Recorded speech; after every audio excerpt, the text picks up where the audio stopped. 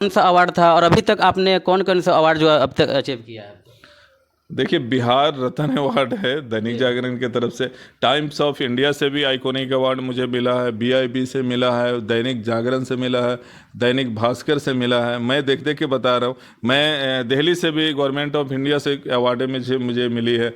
तो मेरी जो सोच समझ है वो महात्मा गांधी के प्रति है। इसलिए मैंने जो भी कॉलेजेज चंपारण में खोला है, 1 दर्जन लगभग हमारे पास कॉलेजेज है, मैं उन कॉलेजेज का नाम भी चंपारण के पे ही रखा है। चूँकि आप कॉलेज खोल करके आप शिक्षा के क्षेत्र में एक बहुत बड़ा काम कर रहे हैं, तो हैंडीकैप जो स्टूडेंट्स होंगे, जो छात्र और छात्राएं होंगी, उनके लिए अपनी तरफ से क्या पहल करेंगे? उनके लिए क्या कंसेशन देंगे, क्या छूट देंगे ऐसे बच्चों के लिए?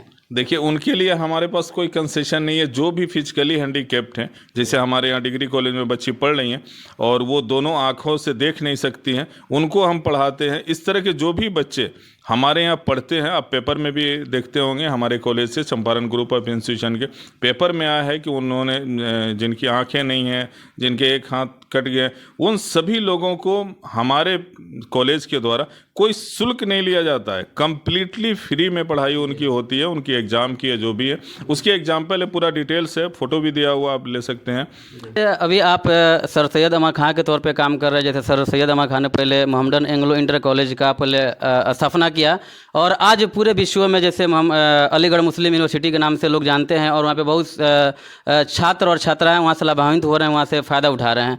आपका क्या मिशन है? आप भविष्य में क्या करना चाहते हैं? क्या इसी तरह से आप यूनिवर्सिटी जो है खोल करके पूरे जो है विश्व में अपना नाम डंका बनाना चाहते हैं शिक्षा के क्षेत्र में, या पूरे राष्ट्र लेवल पे आप जो है काम करना चाहते हैं? देखिए, मेरा सिंपल सा एम्बिशन है। बिना एम्बिशन के कोई भी आदमी आगे नहीं बढ़ता।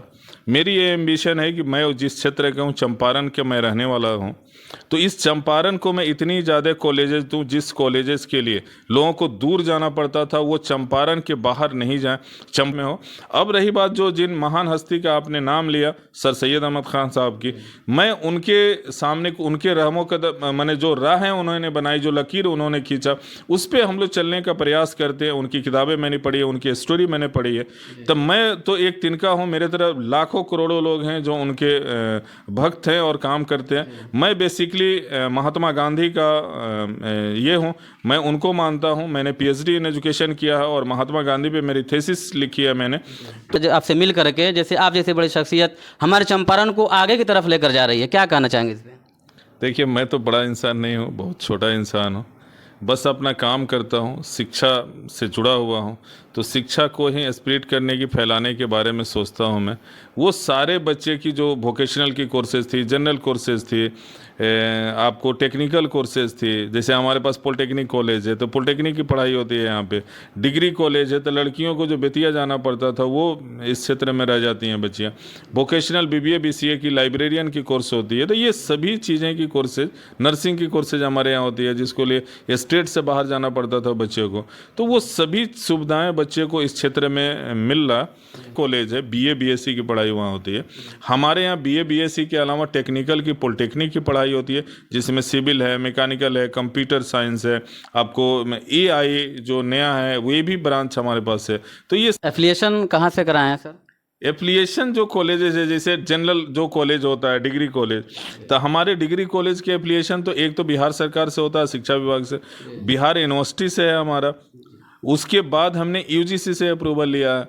हमारे पास एआईसीटी से अप्रूवल, एसबीआईटी से अप्रूवल, पॉलिटेक्निक कॉलेज है, नर्सिंग कॉलेज बीएनआरसी से है, डिपार्टमेंट ऑफ हेल्थ से है, बिहार हेल्थ यूनिवर्सिटी से है, पैरामेडिकल हमारा पैरामेडिकल काउंसिल से है, ये गवर्नमेंट ऑफ हेल्थ से है, वोकेशनल की जो हमारी है वो मौलाना मजरुल हक से है। एआईसीटी से भी मैंने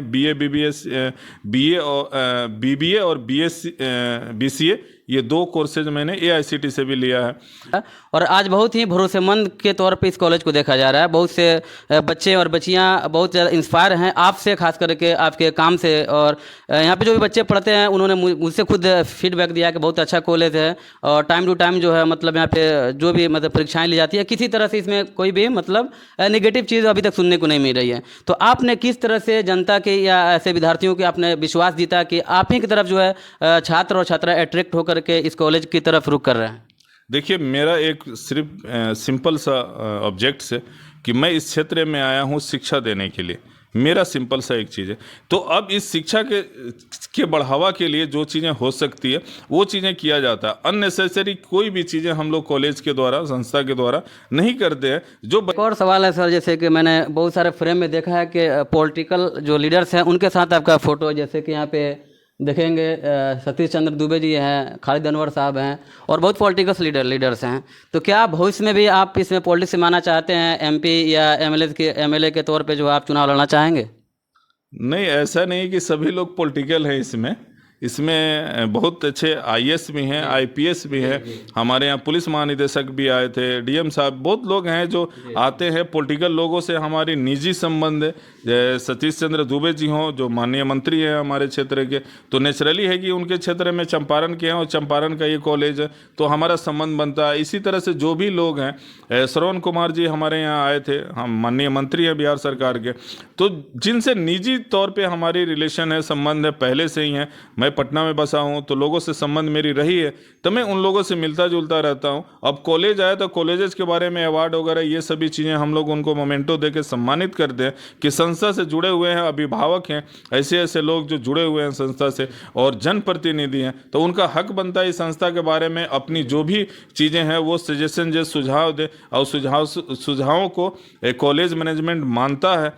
जो भी चीज़ें होती है उनके जो लोग आए यहाँ पर, माननीय मंत्री आए या एमएलसी साहब आए या पुलिस महानिदेशक, जो बातें उन्होंने कहा उन चीज़ों को हम लोग लिखते हैं और उसको इम्प्लीमेंट देने की कोशिश करते हैं जितना जल्दी हो सके, जिससे कि बच्चे को और समाज में जो लोग हैं उस समाज के सुधार के लिए एक कड़ी वो बन सके।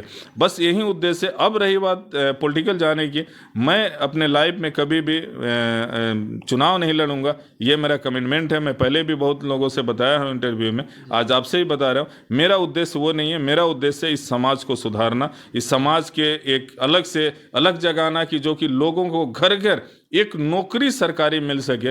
Now I was talking with doctor Salahuddin, the chairman of Champaran group of institutions. अभी मैं सर से बात कर रहा था और सर का जो एम्बिशन है, जो एम है, ये चाहते हैं शिक्षा के क्षेत्र में खास करके चंपारण वासियों को बहुत आगे ले जाएं, चंपारण को एक डेवलप जो है डिस्ट्रिक्ट के रूप में देखना चाहते हैं और